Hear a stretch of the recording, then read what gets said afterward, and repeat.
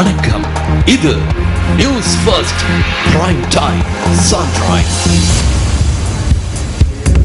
அனைவருக்கும் இனிய காலை வணக்கம். நீங்கள் இணைந்து கொள்வது பிரைம் டைம் சன்ரைஸ் காலை நேர பிரதான செய்திகளுடன். இன்று நவம்பர் மாதம் 5ஆம் தேதி புதன்கிழமை. மலர்ந்திருக்கும் இந்த நாள் அனைவருக்கும் மகிழ்ச்சி பொங்கும் நாளாக அமைய வேண்டும் என்று நியூஸ் ஃபர்ஸ்டின் சார்பாக எமது வாழ்த்துக்களை தெரிவித்துக் கொள்கின்றோம். காலை நேர பிரதான செய்திகளில் முதலில் தலைப்புச் செய்திகள்.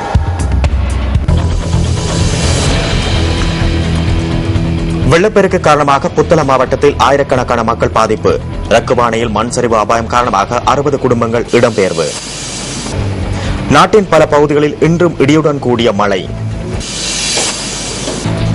கொழும்பு நகரில் டெங்கு நோயாளர்களின் எண்ணிக்கை அதிகரிப்பதற்கான அபாயம். 2016ஆம் ஆண்டிற்கான செனட் சபை தேர்தலில் அமெரிக்கர்கள் வாக்களித்து வருகின்றனர்.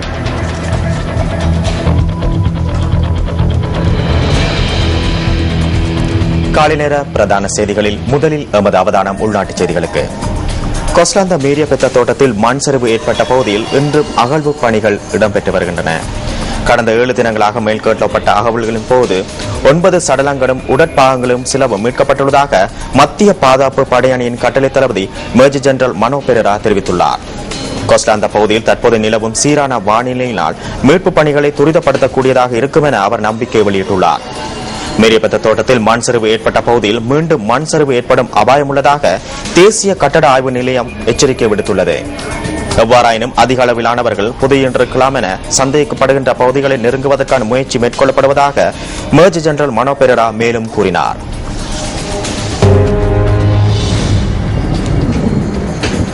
கடும் மழையுடன் கூடிய வானிலையினால் ஏற்பட்ட வெள்ளப்பெருக்கை அடுத்து புத்தளம் மாவட்டத்தில் 1125 பேர் பாதிக்கப்பட்டுள்ளதாக இடர் முகாமைத்துவ மத்திய நிலையம் தெரிவிக்கின்றது.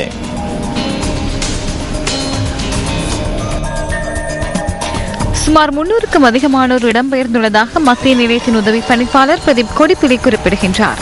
இவ்வாறு இடம்பெயர்ந்துள்ளோர் 4 தற்காலிக முகாம்களில் தங்க வைக்கப்பட்டுள்ளதாகவும் அவர் கூறினார். அத்துடன் குறித்த பகுதிகளில் தொடர்ந்து மழையுடன் கூடிய வானிலை நிலவுவதாகவும் பிரதீப் கொடிப்பிலி சுட்டிக்காட்டினார். எவ்வாறாயினும் பாதிக்கப்பட்ட மக்களுக்கான அனைத்து உதவிகளையும் வழங்க நடவடிக்கை எடுக்கப்பட்டு வருவதாகவும் அவர் சுட்டிக்காட்டினார்.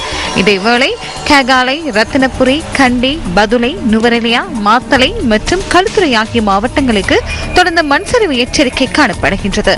இந்த மண்சரிவு எச்சரிக்கை இன்று பிற்பகல் 5:30 வரை அமுலில் இருக்கும் எனவும் அறிவிக்கப்பட்டுள்ளது.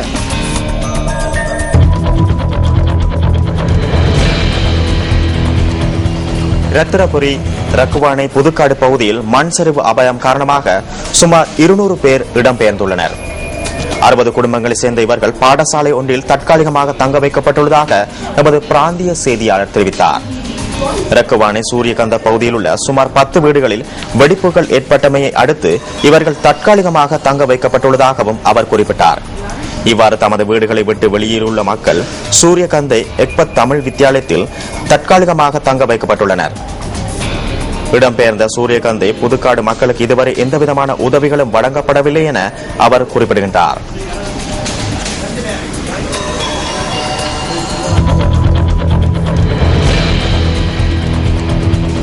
கொழும்பு நகரில் டெங்கு காய்ச்சல் மீண்டும் வியாபிப்பதற்கான எச்சரிக்கை ஏற்பட்டுள்ளதாக கொழும்பு மாநகர சபை குறிப்பிடுகின்றது. தற்போது ஏற்பட்டுள்ள மழையுடன் கூடிய வானிலையை அடுத்து டெங்கு நோயாளர்களின் எண்ணிக்கை அதிகரித்துள்ளதாக பிரதம சுகாதார வைத்திய அதிகாரி டாக்டர் ருவன் விஜயமுனி தெரிவிக்கின்றார். கடந்த 1 மாத காலப்பகுதியில் மாத்திரம் முகத்துவாரம் பகுதியில் 38 டெங்கு நோயாளர்களும், கொவ்வத்தை பகுதியில் 26 டெங்கு நோயாளர்களும் பதிவாகியுள்ளதாக அவர் சுட்டிக்காட்டினார். அத்துடன் தேசிய வைத்தியசாலை அண்மித்தும் சில டெங்கு நோயாளர்கள் அடையாளம் காணப்பட்டுள்ளதாகவும் அவர் கூறினார். டெங்கு நுழம்புகளை இல்லாதொழிப்பதற்கான விசேட திட்டங்கள் ஆரம்பிக்கப்பட்டு தற்போது முன்னெடுக்கப்பட்டு வருவதாக டாக்டர் ருவன் விஜயமுனி தெரிவிக்கின்றார். அத்துடன் எதிர்வரும் சனி மற்றும் ஞாயிற்றுக்கிழமைகளில் கொழும்பு வடக்கு பகுதியில் டெங்கு ஒழிப்பு வேலை திட்டங்களை நடைமுறைப்படுத்த எதிர்பார்த்துள்ளதாகவும் டாக்டர் ருவன் விஜயமுனி கூறினார்.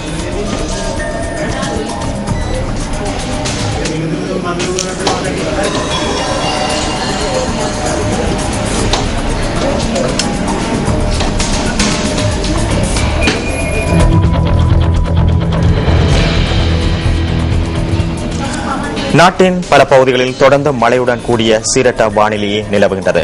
கொழும்பையும் அதனை சூழ உள்ள பகுதிகளிலும் இன்று காலை முதல் மழை பெய்து வருகின்றது. இன்றைய வானிலை தொடர்பில் அறிந்து கொள்வதற்காக வளிமண்டலவியல் திணைக்களத்தின் வானிலை அதிகாரி முகமது சாலிகுடன் நாம் நேரடியாக தொடர்பை ஏற்படுத்துகின்றோம். வணக்கம். வணக்கம். பார்க்கின்றபோது மத்திய சப்ரகம மேல் மற்றும் வடமேல் மாகாணங்களில் பல இடங்களிலும் ஆறு மாத்திரை மாவட்டங்களிலும் அலட்சியம் பிற்பகல் அல்லது மாலை வேளைகளில் தெற்கு ஊமா மாகாணங்களில் கடற்கரைகளில் கூடிய மழை விருத்தியடையும். கூடிய மழை பெய்கின்ற வேளைகளில் பலத்த காற்று மின்னல் தாக்கங்களும் ஏற்படும்.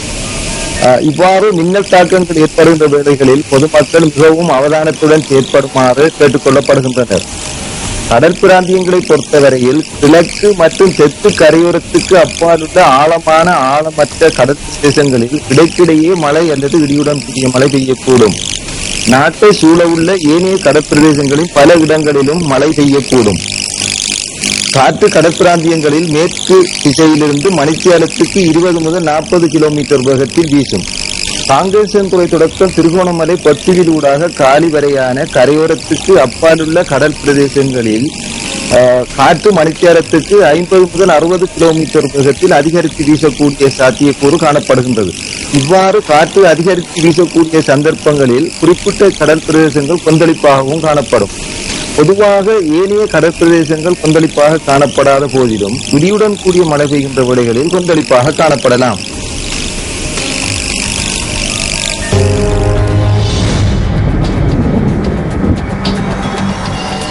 கல்வி பொது தராதர சாதாரண தர பரீட்சையில் தோற்றவுள்ள மாணவர்களில் குறிப்பிடத்தக்க மாணவர்கள் இதுவரை தேசிய அடையாள அட்டைக்கான விண்ணப்பங்களை சமர்ப்பிக்கவில்லை என ஆட்பதிவு திணைக்களம் தெரிவிக்கின்றது. பாடசாலை அதிபர்களினால் எதிர்வரும் 2 வாரங்களுக்குள் தேசிய அடையாள அட்டைக்கான விண்ணப்பங்கள் கட்டாயமாக சமர்ப்பிக்கப்பட வேண்டும் என திணைக்களத்தின் ஆணையாளர் RMS சரத்குமார் தெரிவிக்கின்றார். அவ்வாறு விண்ணப்பங்கள் சமர்ப்பிக்கப்படாத பட்சத்தில் மாணவர்களுக்கான தேசிய அடையாள அட்டையை விநியோகிப்பதில் சிக்கல் நிலை தோன்றும் எனவும் அவர் சுட்டிக்காட்டினார். முறையாக பூர்ணப்படுத்தப்படாத சுமார் 5900 விண்ணப்பங்கள் காணப்படுவதாகவும் அவர் குறிப்பிட்டார்.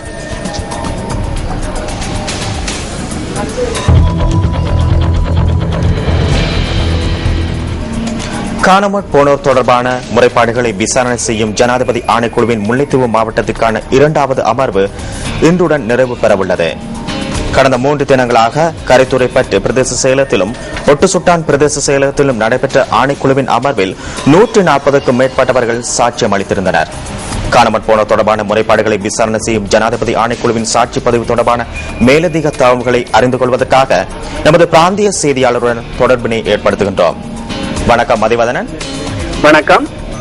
காணாமல் போனோர் தொடர்பான ஜனாதிபதி ஆணைக்குழுவின் விசாரணைகள் கடந்த 3 நாட்களாக கரைத்துறைப்பற்று பிரதேச செயலகத்திலும் ஒட்டுசுட்டான் பிரதேச செயலகத்திலும் இடம்பெற்று வந்தன. நேற்றைய தினம் ஒட்டுசுட்டான் பிரதேச செயலகத்தில் நடைபெற்ற அமர்வில் 67 பேருக்கு அழைப்பு விடுக்கப்பட்டிருந்தது. அதில் 60 பேர் சாட்சியம் அளித்திருந்தார்கள். புதிதாக 50 பேர் சாட்சி பதிவுகளை மேற்கொண்டிருந்தார்கள்.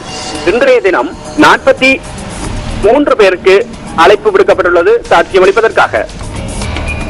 செய்திகளுக்காக முல்லைத்தீவிலிருந்து விஜயகுமார், மதிவதனன்.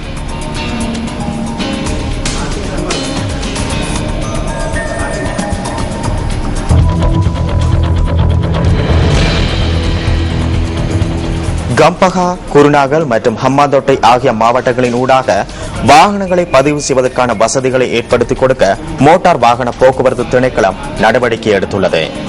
இதன் பிரகாரம் எதிர்வரும் வெள்ளிக்கிழமை முதல் புதிய வேலை திட்டம் ஒன்றை ஆரம்பிக்க உள்ளதாக திணைக்களத்தின் ஆணையாளர் நாயகம் SH ஹரிச்சந்திர தெரிவித்தார். மோட்டார் சைக்கிள்களை பதிவு செய்வதன் ஊடாக இந்த திட்டம் ஆரம்பித்து வைக்கப்பட உள்ளது. இதனூடாக குறித்த பகுதியில் உள்ள அலுவலகங்களில் வாகன இலக்கங்களை பெற்றுக்கொள்ள முடியும் என அவர் குறிப்பிட்டார். இந்த திட்டத்தை நாட்டின் ஏனைய மாவட்டங்களில் நடைமுறைப்படுத்துவதற்கான நடவடிக்கைகளை முன்னெடுக்கப்பட்டு வருவதாக SH ஹரிச்சந்திர மேலும் கூறினார்.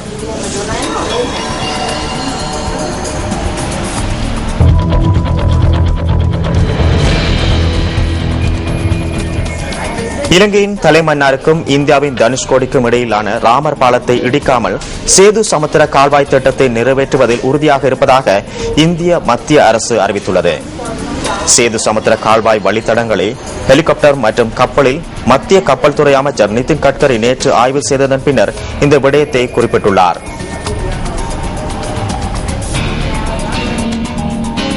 சேதுசமுத்திர கால்வாய் வழித்தடங்களை ஹெலிகாப்டர் மற்றும் கப்பலில் மத்திய கப்பல் துறை அமைச்சர் நிதின் கட்காரி நேற்று ஆய்வு செய்ததன் பின்னர் இந்த விடயத்தை குறிப்பிட்டுள்ளார். சேதுசமுத்திர திட்டம் தொடர்பான வழக்கு உயர் நீதிமன்றத்தில் நிலுவையில் உள்ளதாகவும் இந்த திட்டத்தை நிறைவேற்றுவதற்கான பல மாற்று வழிகள் மத்திய அரசாங்கத்திடம் உள்ளதாகவும் அவர் கூறியுள்ளார். சேதுசமுத்திர வழித்தடங்கள் தொடர்பாக மேற்கொள்ளப்பட்ட ஆய்வின் அறிக்கை மத்திய அமைச்சரவையில் தாக்கல் செய்யப்பட்ட பின்னர் தீர்மானங்கள் மேற்கொள்ளப்படும் என நிதின் கட்காரி தெரிவித்துள்ளதாக தி ஹிந்து செய்தி வெளியிட்டுள்ளது. மத்திய அமைச்சரின் ஆய்வில் மத்திய இணையமைச்சர் பொன் ராதாகிருஷ்ணன், சேதுசமுத்திர திட்ட தலைவர் அதுல்யா மிஸ்ரா உள்ளிட்ட அதிகாரிகளும் பங்கேற்றுள்ளனர்.